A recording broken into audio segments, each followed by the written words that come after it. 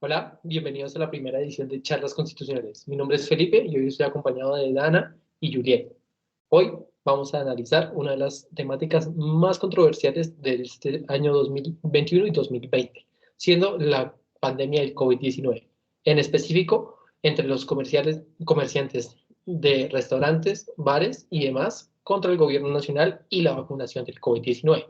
La situación es la siguiente. El gobierno nacional quiere promover una ley para la aplicación de las vacunas para el ingreso de inmuebles como son bares o restaurantes.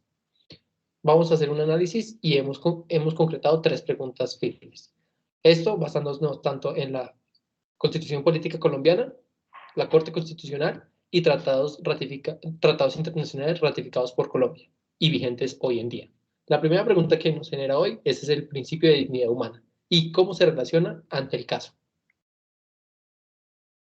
Buenos días, Felipe. Gracias por invitarnos a ser parte de tu programa. Entonces, dando respuesta a la pregunta, es de saber que somos un Estado social de derecho, como está descrito en el primer artículo de nuestra Constitución, lo que ubica al hombre en un lugar privilegiado que se convierte en un instrumento más eficaz al servicio de la dignificación del ser humano, lo cual se puede deducir de la lectura del preámbulo y de los artículos del 1 al 95.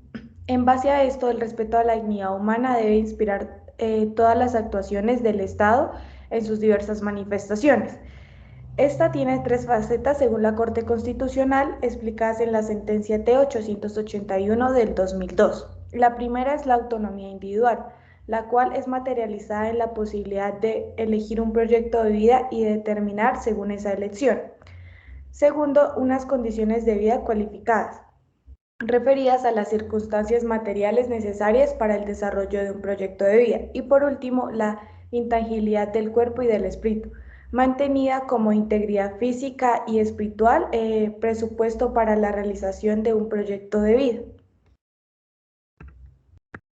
Gracias por la invitación al programa Charlas Constitucionales. Ahora bien, vamos a analizar todas esas facetas de la dignidad humana a nuestro caso en concreto. ¿Qué pasa aquí con la dignidad humana? Pues bien, si llegase a darse la aprobación de la ley que estipula la obligatoriedad de la prueba de vacunación, para el ingreso a diferentes establecimientos estarían transgrediendo varias facetas de la dignidad humana, como lo son la autonomía individual, puesto a que sería obligatorio estar vacunado para ingresar a ciertos lugares, ignorando por completo la expresión de las personas que dejarían de poder determinarse por sí mismas y deberían acceder a la vacuna casi por obligatoriedad para el ingreso a estos establecimientos. Estos guiados según la nueva norma. Sin embargo, hay que tener en cuenta que cada individuo puede vivir su vida tal como le parezca, esto sin afectar a terceros que se encuentren a su alrededor en el territorio nacional. Con esto podemos entender que cada individuo tiene su postura frente a la vacunación y si desea acceder a ella, basándose en que la vacuna pueden objetar, basándose en que la vacuna puede violar su integridad humana. Pero esto deben hacerlo siempre pensando responsablemente en la salud de los demás y en los derechos de los demás. Ahora, una segunda faceta de la dignidad humana son las condiciones de vida cualificadas.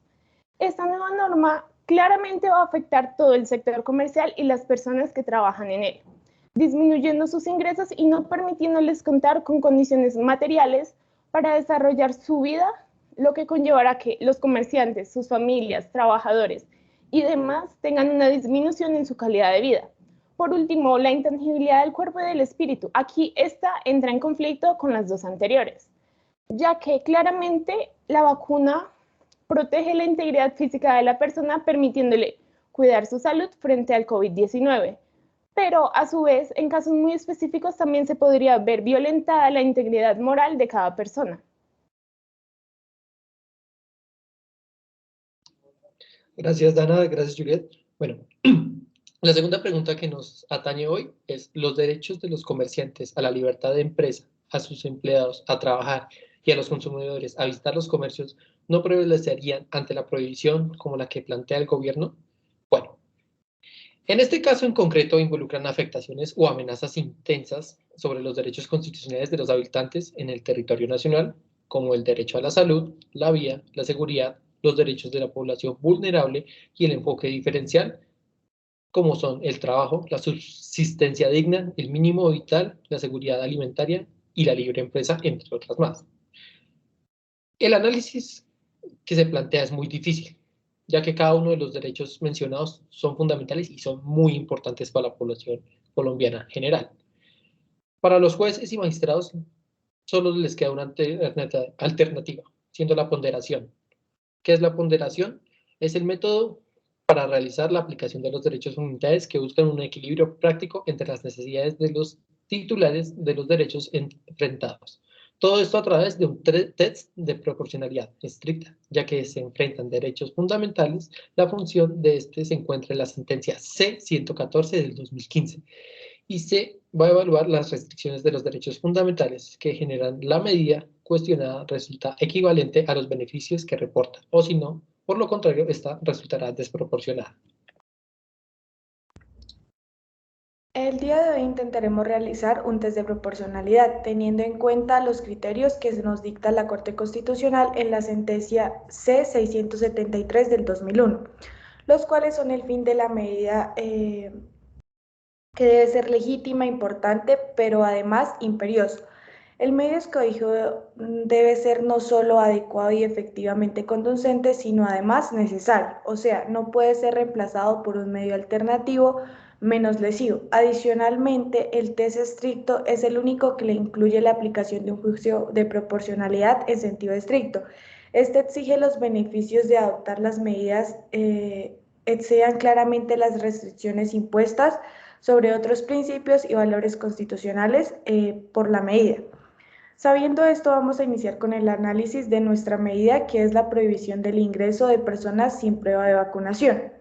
Iniciaremos con la idoneidad, el cual es legítimo, ya que no se encuentra prohibida en la Constitución. También es importante, ya que en la Constitución hace referencia a este artículo, como es el 49, donde se menciona el derecho a la salud. Y por último, imperioso, ya que debe ser aprobada por la ley y deberá ser acatada de inmediato por los establecimientos.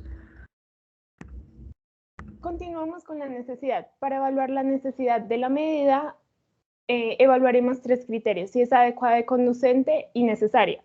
Adecuada y conducente podemos determinar que sí lo es, porque es efectiva al momento de proteger la salud de las personas, y es razonable acatar esta medida como posible solución al problema del contagio por COVID-19. Ahora bien, al momento de analizar si es necesario o no, existen algunas pequeñas disconcordancias, ya que existen alternativas menos lesivas para que los derechos de las demás personas, como los comerciantes, se vean menos afectados. Estas posibles alternativas podrían ser el uso de elementos de bioseguridad, la aplicación de las medidas de bioseguridad y de distanciamiento y la promoción de la aplicación de la vacuna con campañas publicitarias y educativas. Hasta aquí termina nuestro test de proporcionalidad, ya que la medida no cumple con el criterio de necesariedad. Por lo mismo, es desproporcionada y no se aplicará el último el último paso del test estricto de proporcionalidad, que es la proporcionalidad estricta. Por último, tenemos la tercera pregunta. ¿Tienen los comerciantes alguna alternativa jurídica y o política en caso de que una ley como la que se menciona en el caso se apruebe? Bueno, Felipe, cabe resaltar que nuestra Constitución tiene varios mecanismos de participación ciudadana y de protección de los derechos, siendo uno de los más conocidos la acción de tutela. En este caso, la Corporación de Penalco tiene la alternativa de imponer acción de tutela en contra del gobierno nacional, teniendo en cuenta el principio de subsidiariedad, el cual dice que como quiera que éste se encuentre ordenado, a garantizar importantes principios de la función jurisdiccional y asegurar el fin contemplado en el artículo 86 de la Constitución Política, que no es otro que brindar a la persona garantías frente a sus derechos constitucionales fundamentales. En este orden de ideas, en los casos en los que no sea evidente el cumplimiento de este principio, la tutela deberá ser declarada improcedente.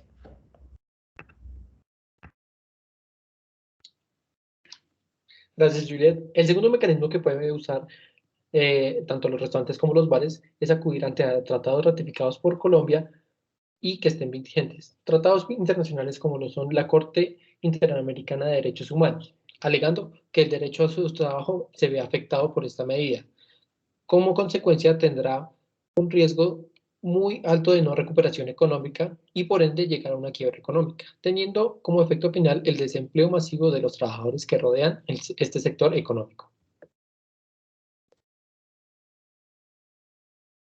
Ahora bien, también existe otra alternativa que pretende ser igual de idónea y efectiva en el caso de que esta ley llegase a ser aprobada, la cual es interponer una acción pública de inconstitucionalidad frente a la Corte Constitucional para que se realice el respectivo control abstracto de esta norma, alegando que se vulneran derechos como el trabajo, la subsistencia digna, el mínimo vital, seguridad alimentaria, la libre empresa, entre otros.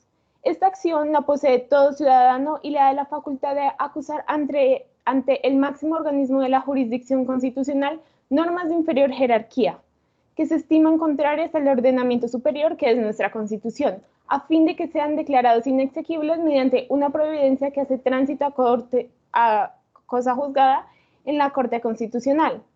Cuando se declara exequible una norma, hace referencia a que ésta no se encuentra de acuerdo a la Constitución política, por lo tanto queda expulsada de nuestro ordenamiento jurídico, no se podrá reproducir en normas futuras y los ciudadanos no deben acatarla. Gracias, Dana. Gracias, Juliet. Con esto terminamos el análisis y el debate que nos rodea en la temática del COVID-19 con los restaurantes, los bares, la vacunación y el gobierno nacional. Esperamos que les haya servido estas respuestas y generen debate entre sus compañeros. Cualquier duda o necesidad, estaremos atentos. Muchas gracias por su atención. Gracias por la invitación. Les deseamos feliz día. Lo mismo, gracias por la invitación, Felipe, y que tengan muy buen día todos los oyentes.